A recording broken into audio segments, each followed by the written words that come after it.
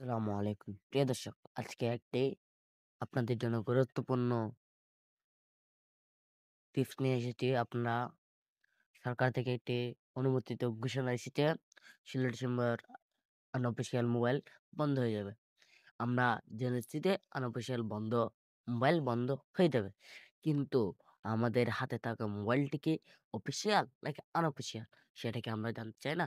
যদি জানতে চাই, আজকের গুরুত্বপূর্ণ ভিডিওটি মনোযোগ দিয়ে শুনবেন এবং লাইক, কমেন্ট, সাবস্ক্রাইব করে দিয়ে পাশে থাকবেন।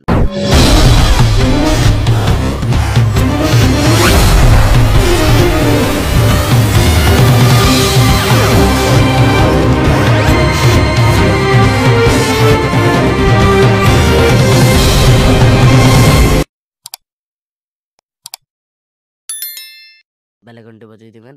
শুরু করা যাচ্ছে আমাদের।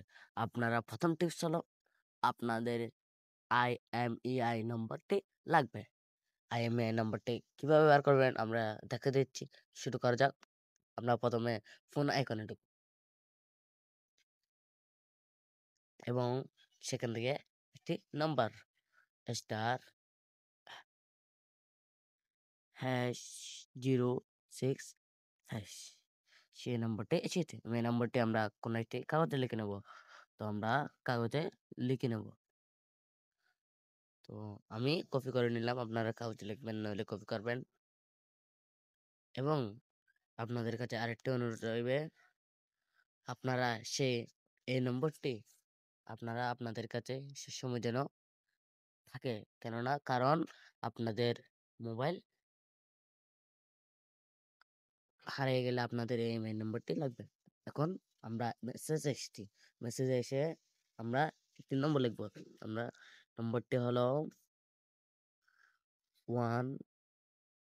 1602 লিখে সার্চ দিবেন। একটা নতুন মেসেজ আসবে। তো আপনি এখানে লিখবেন KYD লিখে স্পেস দিয়ে আপনাদের সেই নম্বরটি যেটা কপি করেছি সেটা বসিয়ে দিলাম। আমরা বসিয়ে দিয়েছি। এখন দেখুন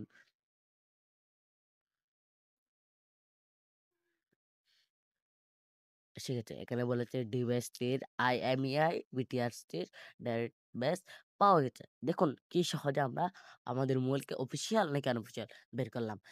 এখানে বলছে ডিভাইসটির IMEI বিটিআরসির ডাটাবেস পাওয়া গেছে। বোঝা যাচ্ছে এই মোবাইলটি আমার IMEI বিটিআরসি ডাটাবেস পাওয়া গেছে, মানে এই মোবাইলটি অফিসিয়াল।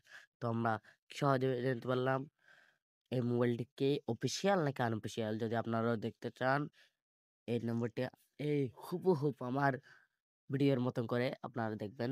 আর যদি ভিডিওটি ভালো লাগে, লাইক, সাবস্ক্রাইব, কমেন্ট করে দিবেন। সবাইকে ধন্যবাদ। আসসালামু আলাইকুম ওয়া রাহমাতুল্লাহি ওয়া বারাকাতুহু।